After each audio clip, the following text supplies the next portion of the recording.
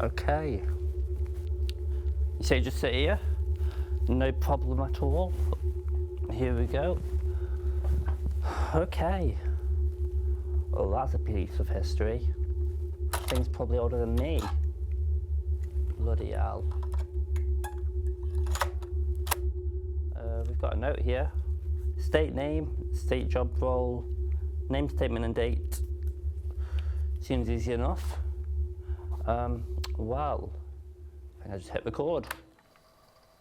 Okay. Wells, job interview. Don't actually work here yet, so that's great. And so, statement of Jackson Nuevo regarding a young beggar he encountered while taking the subway home. Statement begins.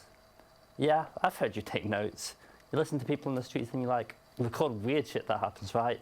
I had a friend of mine tell me about you. It's been a while since this happened, but fuck man, every time I think about it, I get the shivers like a mad crazy. Fuck, it was like 2 years ago, I was straight blasted. Just came in from a party, a couple of friends were hosting. It was a blast, all things considered, but by the time I was to go, I was pretty tipsy. Made the executive decision to leave my car at the lot and just take the subway home, you know. Drunk driving and all, so I walked a bit to the nearest station, trying my hardest not to fall over. I think that's when I saw her first. Yeah. I was like maybe 6 minutes from the station when I saw this little girl. Maybe 12, 14 if you pushed it. The poor little thing was wrapped up in an old blanket at the time. She was talking to a lady, a sweet looking girl with a yellow dress.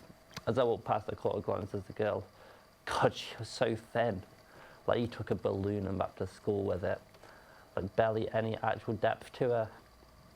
I heard her asking the lady for some change, so I hurried past her too. I didn't have any cash on me myself, but I really didn't want to have that conversation with a girl who looked like she was an hour off starving, you know.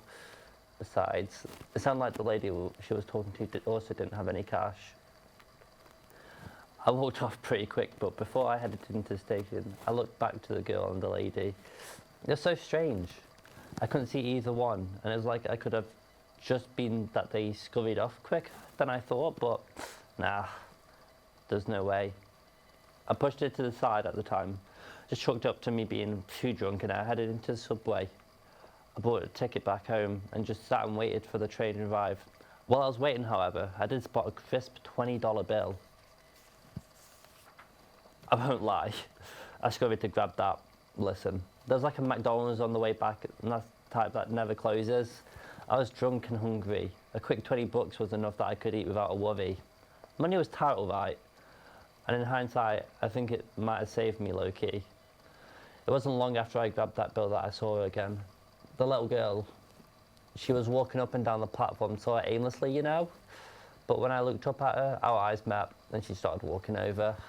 She had this really large short coat on, dirty and ripped in some spots, but practically like a dress on her. She smelled something rank when she walked over and gave me a big, gross, brown, toothy grin. When she got close, she asked if I had any cash or change. She was sweet, I'll give her that. And despite her stink, she really did put on my heartstrings. But I was drunk, alright. I'm not heartless, but I didn't want to, but when she looked at me like that and tilted her head, "Are you sure?" she asked. What a question. Do you know how rude that makes you look? I just told the girl I had no cash, but still, I don't know. Like an idiot, I still reached for my wallet to prove a point, even though I did just grab that crisp $20 bill. As I grabbed it, however, I saw the girl had a little patch of cloth stuck to her foot. A small little bit of sunflower yellow, just like the lady's dress. It gave me the chills, you know. And I had this feeling like I just had to get out of there. So I sat up, ready to walk away. That's when the girl grabbed me. Her scrawny arms gripped my waist and pulled me back to her with some monstrous strength. I tried to yank away, but as I did, I watched the girl's sleeve pull up slightly. Dude, covered from her forearm all the way to where the sleeve stopped. And probably further from like 50 coins. I'm talking quarters, pennies, pounds, loonies, toonies. Like she busted into a bank and used glitter glue to hide them in her sleeve. But they were embedded in there. Her flesh was raw and pink and wet. Each coin was scar tissue, thick like rope. It had formed around each one. Oh, it was awful. had me in such a panic that I whipped my wallet out and handed her the 20, tried my hardest not to scream or piss myself. The little girl had finally let go of me and smiled as she turned and skipped off, but dude, when she turned, I swear I saw one of the coins like blink. Like the skin around the metal closed up like eyelids. I know it sounds crazy, but I swear on my life. I watched that girl skip away to the front of the station, and when my train arrived, I hopped on as soon as the doors opened. I wasn't taking any chances. Hell no. I signaled like I was in life or death. God knows why, but my adrenaline shot me right awake and sober. And when I got home, fine after that, I tried to look her up. The girl, I mean, and the lady she was talking to. I couldn't find anything about that girl besides some old orphanage papers, but the lady, she went missing, like full ghost the same day. Sarah Davison, you can look her up. It's crazy to think about what happened to her, what could have happened to me. Statement ends.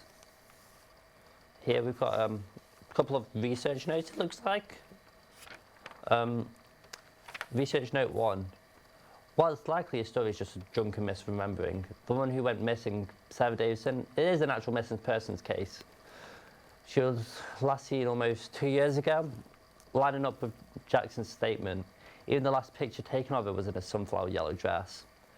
Case has gone cold though. She was a stingy loan officer leading many to think a former client did something. I mean, it sounds about right. Greed gets you nowhere, and maybe she deserved it, you know? Who's to say? Research note 2. The description of the young girl sounded familiar to one of our members' researchers, who was able to find a small handful of first-hand accounts of detailing a starving young girl, though none with the exception of Jackson's mentioned the coin's arms. Though further research led to an old story about a judomeki, what an odd word, a young girl with an arm covered entirely in eyes, who would often beg passers for money and curse those that refused to give her what they could. Though the story is covered head to toe in puns and jokes, such as the correct phrase being a young girl with an arm of crow eyes. Crow eyes being a nickname for a 5-yen coin. Research notes end. Wow, that really is a statement. I don't know what I'm getting myself into here. Even if I get this job, it doesn't seem the most welcoming. Yeah, I guess we'll see how that goes. Statement ends.